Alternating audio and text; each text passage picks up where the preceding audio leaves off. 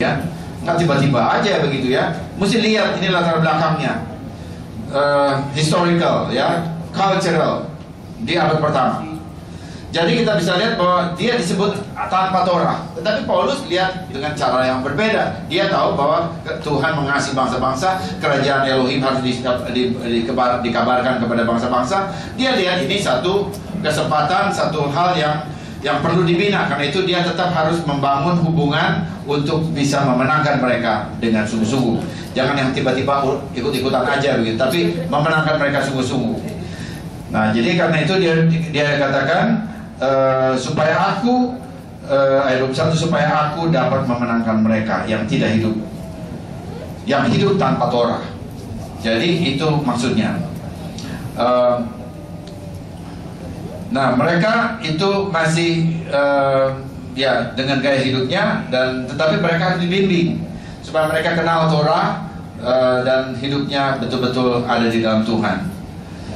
Nah, sekarang bagaimana caranya supaya dia itu bisa berkomunikasi, bisa memberitahu cara hidup Mesias Yeshua, dan kemudian mengajarkan Yeshua kepada orang-orang baru yang barangkali juga masih ikut-ikutan, barangkali ada juga yang begitu ya. Bagaimana ini?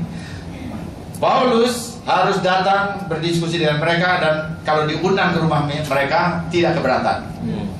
Betul nggak kalau saya ngomong begini? Harus dong. Kalau diundang nggak mau, kalau seorang Yahudi itu kan rabbinik, nanti dulu, aku nggak mau datang ke rumah kamu. Petrus mempunyai sikap seperti itu karena dia rabbinik, karena dia ikuti rabbinik, dan betul semuanya juga rabbinik, mengikuti peraturan halakha waktu itu.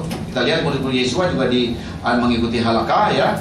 Tetapi kemudian untuk kesempatan bangsa-bangsa itu menerima kabar baik tentang Mesias Yeshua, Roh Kudus minta dia datang ke rumahnya Cornelius, dan akhirnya dia datang ya dengan perumpamaan yang dahsyat itu, dengan penglihatan yang dahsyat itu.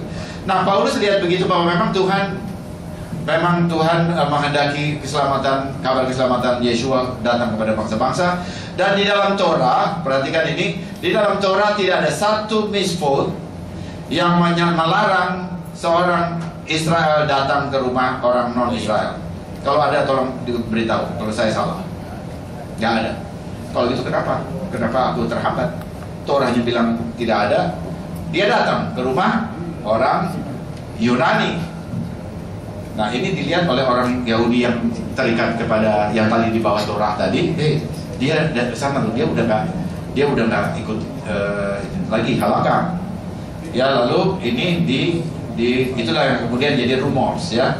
Nah, kemudian waktu dia Paulus, sekarang kita lihat, sekarang saya bicara aspek bangsa-bangsa ya. Waktu dia datang ke rumah orang sana, orang Yunani, orang Italia, lalu dia di sana berlama-lama, dia ngajar misalnya, dia kan dikasih makan toh, dikasih minum, dia makan nggak? Makan. Kalau saya mau uji saudara nih ya, judgement saudara saya mau uji, dia makan nggak? Makan. Dia makan, saya percaya dia makan. Tetapi kemudian di situ ada berbagai macam makanan. Ada babi masakan resep Italia. Enak, saudara ya. Kira-kira dia makan nggak tuh? Tidak. Nah di situ. Dia tetap dalam dia mau berhubungan dengan orang yang di quote unquote sepertinya dipandang tanpa Torah oleh orang-orang ini, bukan sama sekali tanpa Torah karena dia udah terima Mesias juga ya. Tapi dia dipandang, saudara lihat ini, dipandang oleh orang-orang Yahudi yang di bawah Torah, itu dibawa sebagai tanpa Torah kehidupannya. Dia datang, dia bergaul, dia makan, tetapi dia tetap tidak melanggar Torah. Itu yang dikatakan, aku tidak hidup di luar hukum Tuhan. Itu yang dia katakan. Kalau dia makan juga sama dia babi cap Italia, ya, langsung dia melawan hukum Tuhan, di luar hukum Tuhan. Dia tidak. Nah, yang seperti ini ya, yang seperti ini kita bisa lihat bahwa dia itu dikasih hikmat oleh Tuhan, dengan demikian dia memenangkan banyak orang Yunani bagi Mesias, bukan bagi Judaism ya. Saya bilang kepada saudara, bukan bagi Judaism tapi bagi Mesias Yeshua. Dan Mereka tidak convert ke Judaism, orang-orang ini tidak convert ke Judaism, tapi mereka kenal Mesias Yeshua, dan itu adalah kehendak Tuhan untuk menjangkau bangsa-bangsa dengan kabar baik Yeshua Mesias. Dan itu maksudnya, ya. Jadi dia dikasih hikmat oleh Tuhan, demikian dia bisa berhubungan dengan orang-orang Yahudi. Dia menjadi seperti di bawah Torah, tapi di yang lain juga dia hidup seperti juga tanpa Torah, ya, menurut pandangan orang Yahudi yang lain. Tetapi dia tidak hidup di luar hukum, tidak hidup di luar Torah. Nah, dengan cara yang seperti itu, saya juga ingin menyampaikan begini: jangan kita kalau diajak makan gitu ya, diajak makan misalnya di rumah siapa gitu, yang kita ingin memenangkan dia, ingin menunjukkan bagaimana kita itu hidup dalam kebebasan Mesias Yeshua. Jadi makan lalu kemudian kalau misalnya di situ ada misalnya gini di restoran gitu ya, tiba-tiba ada udang begitu ya, tiba-tiba gitu ya, langsung nggak mau makan, piring-piringnya udah semuanya dikasih, nggak mau makan di sini. Itu bagi saya itu ekstrim tuh. Kalau saya ya, misalnya tiba-tiba kita udah nggak tahu kan, ada saatnya juga di pesawat ya, Pak Kris gitu. Misalnya, kok ada ini gitu, ya udah singkirin aja itu, yang lainnya dimakan gitu, itu singkirin, nggak usah ekstrem-ekstrem banget. Nah itu kalau kita menjadi begitu, piringnya pun harus dipecahin atau barangkali bilang gitu ya, pokoknya dibuang, aku nggak mau lagi di restoran ini. Maka itu udah membangun ya satu pengertian yang terpisah, dalam arti saudara mau sendiri nggak mau seperti Paulus. Bagi orang yang tanpa Torah, aku hidup seperti tanpa Torah, walaupun aku bukan di luar Torah. Nah, mestinya begitu. Dengan cara begitu kita bisa menyebarkan kabar baik tentang Torah, kabar baik tentang Mesias Yeshua, ya. Dan ini cara berpikir ini adalah paradoks itu. Dia tidak linear, memang itu paradoks. Nah, dengan demikian kita bisa belajar dari bagian ini ya, bagian apa yang ditulis Paulus, bagaimana juga kita bisa punya hikmat seperti yang Tuhan berikan kepada dia dalam pergaulan dengan bangsa-bangsa atau orang-orang Kristen yang belum menghargai Torah, ya.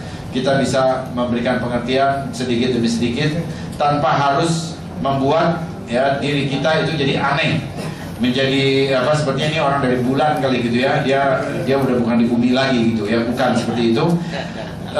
Kita tetap bisa begitu, dan hal seperti itu tidak harus mengorbankan kekudusan kita. Kita tetap bisa kudus kita dalam hal makanan, dalam hal penyembahan, dalam ucapan kepada Tuhan, ya. Kita tetap bisa mempertahankan itu, tetapi kita tidak memaksa orang lain harus tiba-tiba persis seperti diri kita, karena itu adalah pekerjaan siapa? Pekerjaan siapa, saudara? Untuk mengubah dia seperti kita, Roh Kudus. Saudara dan saya tidak pernah tiba-tiba jadi seperti ini.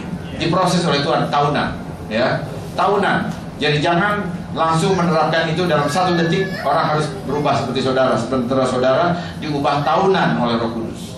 Itu tidak fair, ya. Itu harus kita pahami bahwa itu itu adalah kedaulatan Roh Kudus untuk menjelaskan kepada orang itu. Tetapi kita boleh menjadi jembatan begitu, ya. Ya, saya kira itu. Dan kemudian kan sebagai terakhirnya saya mau tanya begini: apakah saudara hidup di bawah Taurat? Atau pilih ya, atau saudara taat kepada Taurat? Ya, saudara taat kepada, saya taat kepada Taurat, tapi bukan hidup di bawah Taurat. Karena istilah hidup di bawah Taurat atau uponomon itu konotasinya negatif. Saudara dipaksa, ya, dipaksa harus perform supaya orang lain yakin bahwa ada itu begitu. Jadi diperform, dan itu lalu ada unsur dibuat. Karena itu kita bisa melihat di abad pertama ada banyak orang Yahudi, dia katakan oleh Farisi sekalipun, itu Farisi orang-orang beragama itu disebut munafik. Ya, karena dia hidup di bawah Taurat itu harus perform, harus tunjukkan di depan orang, harus begini-begitu. Padahal dia nggak nyampe ke situ gitu ya, belum ke situ. Dan akhirnya dia lakukan seperti di depan orang itu jadi keren banget, suci banget, tapi hidupnya nggak begitu, munafik. Dan itu pun sesuatu yang salah. Ya, Dan itu kelihatan dalam jangka panjang, kelihatan itu. Dalam jangka pendek kelihatan, oh wow, hebat gitu ya. Tapi dalam jangka panjang kelihatan siapa dia. Jadi lebih baik kita sama seperti Rasul Paulus ya, kita lakukan apa yang Tuhan bukakan kepada kita langkah demi langkah. Itu belum terbuka untuk saya, oke, nggak apa-apa. Perlu waktu lebih panjang. Itu belum terbuka, nggak apa-apa ya. Tetap setia sama Tuhan. Satu saat Tuhan akan bukakan. Jadi seperti itu. Nggak harus dalam satu waktu semuanya harus diminta lengkap dan kemudian kita merasa kalau tidak bisa lalu merasa bersalah, kalau bisa merasa bangga banget. Tapi ternyata Tuhan nggak minta itu. Tuhan minta hati yang siap, iman yang matang, datang kepada Dia dan melakukan kehendak. Amin. Mari kita tunduk kepala, kita berdoa. Bapa dalam surga, segala puji hormat bagi nama Tuhan. Terima kasih.